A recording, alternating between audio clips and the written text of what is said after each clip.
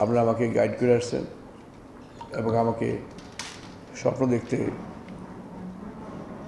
আরও বেশি বেশি স্বপ্ন দেখতে আপনারা আমাকে সাহায্য করেছেন। আমার একটি কথা কিন্তু সত্য হয়েছে, আপনারা অনেকেই বিভিন্ন সভায় বলতেন যে নির্বাচন আর উন্নয়ন এক জিনিস নয়, উন্নয়ন দিয়ে নির্বাচনের ফলাফল বোঝা যাবে না। আমি তখন বলেছিলাম আপনাদেরকে যে মাননীয় প্রধানমন্ত্রী শুধু অবস্থান নেবে, তার নিতে পারবে না। ভোট কেন্দ্রে গিয়ে তারা আমাদেরকেই ভোট করবে। যদি ভোট করতে না চায় তারপরে তাদের মন বলবে এটা অন্যায় হচ্ছে, তাদের হাত কাঁপবে। বলছিলাম না, আমি হাত কাঁপার কথা বলছিলাম না? এটাই কিন্তু প্রমাণ হয়েছে যে আসলে মানুষ, দেশের মানুষ সুস্পষ্টভাবে যে রায় দিয়েছে সেটি হচ্ছে দেশটি কার হাতে পরিচালিত হবে। দেশটি পরিচালনা করবেন তারাই যারা স্বাধীনতার সপক্ষে শক্তি এবং যারা উন্নয়ন করেছেন, এবং তারাও বিশ্বাস করতেন যে উন্নয়ন প্রকল্পগুলো আমাদের হাতে আছে, আমরা যেগুলো নিয়ে গর্ব করছি, স্বপ্ন দেখছি, এবং আমাদের আগামী প্রজন্মের জন্য একটি সুন্দর ভিত রচনা করার জন্য যে প্রকল্পগুলো আমাদের হাতে আছে। জনগণ কিন্তু এটা সুস্পষ্টভাবে বুঝতে পেরেছিলেন, যদি কোনো সরকার পরিবর্তন হয় তাহলে ওই প্রকল্পগুলো আর বাস্তবায়িত হবে না। অতীতের অভিজ্ঞতা থেকেই যেটা আমরা লক্ষ্য করেছি। যাই হোক, আল্লাহর অশেষ সহমত, আমার মনে হয় দেশবাসীর যে প্রত্যাশা সেটির প্রতিফলন ঘটেছে এই নির্বাচনে। আমরা সুযোগ পেলাম আমাদের চলমান প্রকল্পগুলা সেগুলা বাস্তবায়ন করার জন্য। আমরা আরও সুযোগ পেলাম আরেকবার দেশের মানুষকে সেবা করার জন্য। আমরা জানি এই নির্বাচনের মাঝ দিয়ে এখন জনগণের প্রত্যাশা লেভেল অনেক বড় হয়েছে। তারা বিশ্বাস করে যে আমরা পারব, এবং আমি আজকে আপনাদের সামনে রেখে বলতে পারি মাননীয় প্রধানমন্ত্রী তিনি কখনো ফেল করেন নাই, এবারও তিনি ফেল করবেন না। যত বড় প্রত্যাশা লেভেল এই দেশের মানুষের হোক, তিনি সেই প্রত্যাশা লেভেল স্পর্শ করবেন, এবং তার হাত ধরেই আমরা ইনশাআল্লাহ আগামী 5 বছরে এতটাই আমরা সফল হবে বলে বিশ্বাস করি যে এই দেশের মানুষ কখনো কল্পনা করতে পারে নাই। এবং আমাদের একদিকে দেশের মানুষের জন্য তাদের সম্মান, তাদেরকে গৌরবান্বিত করা হচ্ছে আমাদের লক্ষ্য, পাশাপাশি সারা বিশ্ব মানুষকেও তাক লাগিয়ে তাদেরকেও আমাদের মুখী করার জন্য আমরা প্রচেষ্টা অব্যাহত রাখবো। আমরা ফেল করব না, ইনশাআল্লাহ আমরা ফেল করব না, এটা আমি আপনাদের বলতে পারি। তো আপনারা জানেন ডিসেম্বর মাস আমাদের পুরোটাই ছিল নির্বাচনকে ঘিরে। আমাদের একটা অ্যাপ্রিহেনশন ছিল ডিসেম্বর মাসে আমাদের মূল্যস্ফীতি বাড়বে, কিছুটা হলো বাড়বে, এটা আমাদের সন্দেহ ছিল, কিন্তু মূল্যস্ফীতি বাড়েনি। ডিসেম্বরে যে জিনিসটি বেশি কনজিউম হয় দুধ এবং চিনির বাজার দেখবেন গত 10 বছরের মাঝে সর্বনিম্ন হচ্ছে ডিসেম্বর মাসে। 10 বছরের মাঝে সর্বনিম্নে দাম নেমে এসেছে সারা আন্তর্জাতিক বাজারে, সারা বিশ্বে চিনির দাম।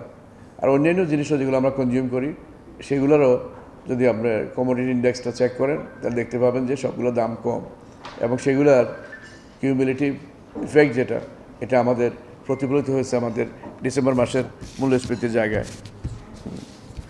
10 বছরের মাঝে সবচেয়ে লো।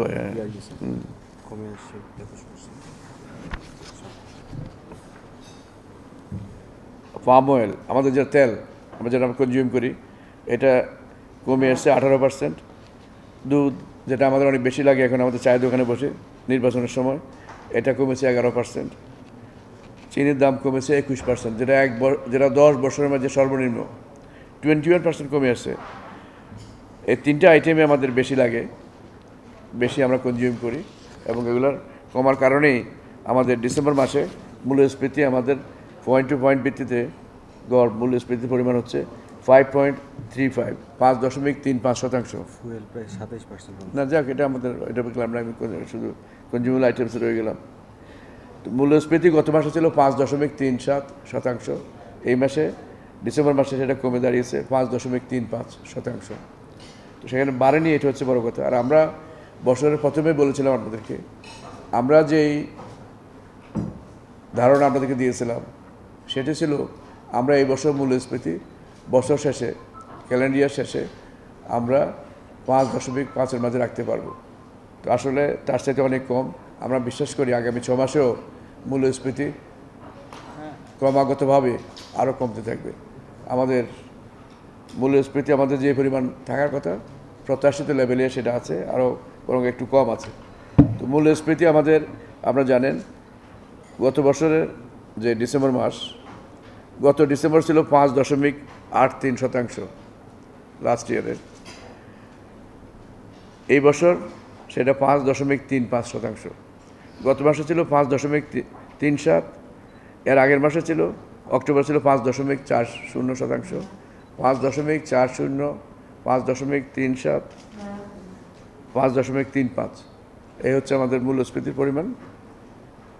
যদি আপনাদের কোনো যদি আরও ডিটেল প্রশ্ন থাকে ইনদেরকে সেটা আমরা আপনাদের সরবরাহ করছি, সেখান থেকে আপনারা সব কিছু আমরা পাবেন।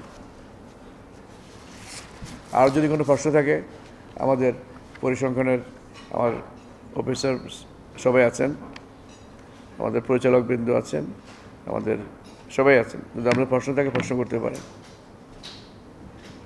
আপনাদের সবাইকে আমি ধন্যবাদ জানিয়ে আমার কথা এখানে শেষ করব। আমাদের আগামীকাল সংসদে আমাদের আমরা শপথ বাক্য পাঠ করব। এরপরে আবার আমি জানি না আমাদের নিয়মটা কি। নিয়ম হলো তো আমাদের ক্যাবিনেট তো আছে, ক্যাবিনেট ডিজলভ হবে মাননীয় প্রধানমন্ত্রী উনি যখন ছেড়ে দেবেন তখন থেকে। এটাই বোধ আইন। কেউ জানেন নাকি? আপনি জানেন? আপনার তো অর্থনীতি ছাড়া কিছু জানেন না। আপনাকে জিজ্ঞাসা করে সময় নষ্ট করার লাভ নাই। থাকছে না, সেখানে থাকবে না। মাননীয় প্রধানমন্ত্রী উনি যখন শপথ নেবেন, না শপথ নেবেন এবং যখন শপথ দিলেও থাকবেন, কিন্তু পার্লামেন্টারি পার্টি যখন ওনাকে পার্লামেন্টের যখন আমাদের দলের নেতা নির্ধারণ করবেন, তখন মনে হয় আমার মনে হয় সেই সময় থেকে বোধহয়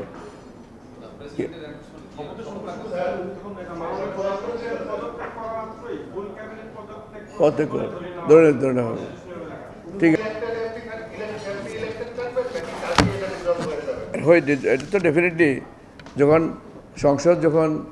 আমরা সদস্য যখন নতুন যারা আসবেন, তো ডেফিনেটলি পুরনো কার্যকারিতা থাকবে না, এটা বোঝাই যায় ইমপ্লাইড, এটা কার্যকারিতা থাকবে না। আর সংসদ সদস্য হিসাবে আমরা মন্ত্রী, তাহলে ক্যাবিনেটও থাকছে না।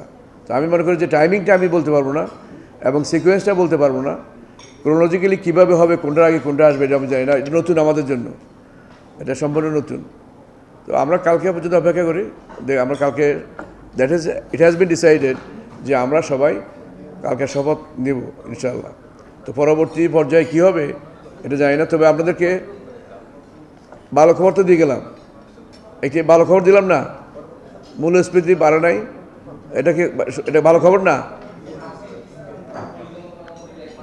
জি, পরিকল্পনা মন্ত্রী তো আছি আমি এখন। এটা তো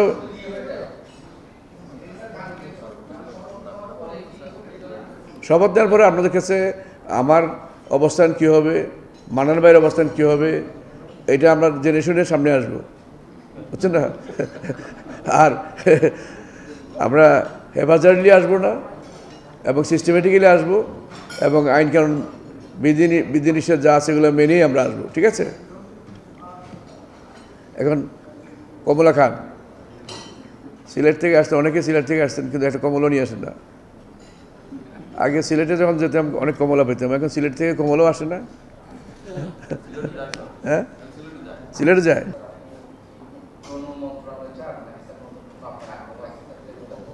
ওটা তো আমার চাওয়া না চাওয়া দিয়ে কিছু হবে না। এটা সেখানে আমাদের দায়িত্ব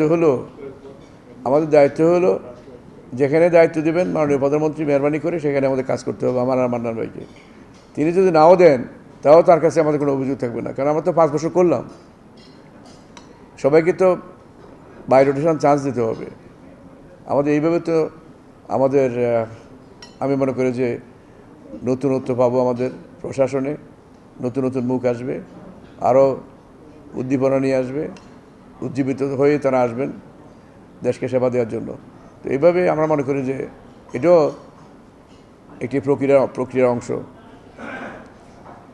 তারপর আমি বলতে পারি যে আমি গত 5 বছর আপনাদের সাথে একসাথে কাজ করেছি, আমার জন্য জীবনে বড় পাওনা। আমি অত্যন্ত সৌভাগ্যবান। তো আমি কীভাবে যে আমাদের কোথায় কখন পাবো আমি জানি না। তো আপনারা আমার ভুলে যাবেন না। আগের দিনে ছিল না ওই যে রুমালে ফুল এঁকে লিখিত একটা ইয়ে দিয়ে বলো না আমায়। তো আমিও বলছি আপনারা মেহরবানি করে বলবেন না আমায় এবং মানন ভাইকে, ঠিক আছে? আমরা মানুষ ভালো, এই বিবেচনা আমাদের মনে রাখতে পারেন। হ্যাঁ, ঠিক আছে, থ্যাংক ইউ। এখানে আসলে নতুন কোনো আঙ্গিকে কিছুই আমরা বলার চেষ্টা করিনি। সেটা হলো আমরা প্রথমে বলে দিয়েছি একটা ট্যাগলাইন দিয়ে, পরিকল্পনা কমিশন, যেখানে আপনার একটি স্বপ্ন আছে। সুতরাং it is your organisation, you are a part of it and you will remain a part of it eternally. So this is our idea. Definitely আপনারা যেখানে থাকবেন না কেন, যেখানে কাজ করুন না কেন, একদিন এর সাথে ছিলেন এটা মনে রাখবেন এবং গৌরবান্বিত মনে ফিল করবেন যে আমরা একটা গৌরবময় সময় আমরা পার করেছি। ঠিক আছে, আমি মনে করি যে এইটাই হওয়া উচিত। Thank you.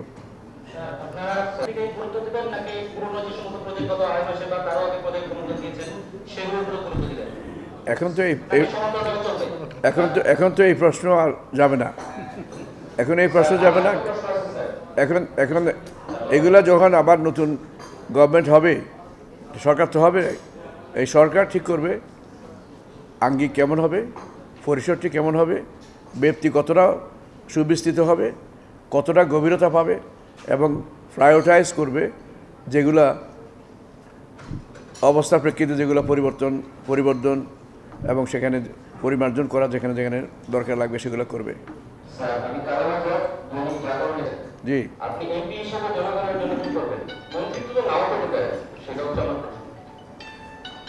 আমি তো এমপি মানে আমার জনগণের জন্য কাজ করতে হবে, জনগণের প্রতিনিধি। জনগণকে প্রতিনিধিত্ব করাই হচ্ছে আমার নৈতিক এবং মৌলিক দায়িত্ব। আমি সেই দায়িত্ব জায়গা থেকে আমি সরে যাব না। আমার জনগণ আমাকে যে মূল্যায়ন করেছেন, আমাকে তারা যে তাদের প্রত্যাশা পূরণের জায়গায় নিয়ে গেছেন, আমি মনে করি এটা আমার জন্য সুবর্ণ সুযোগ। তাদের জন্য সেই সমস্ত প্রত্যাশাগুলো আমি পূরণ করতে পারি। সবসময় আমি আন্তরিকভাবে আমি সেখানে কাজ করব এবং আমার আশা ও বিশ্বাস আমি ইনশাল্লাহ সফল হব।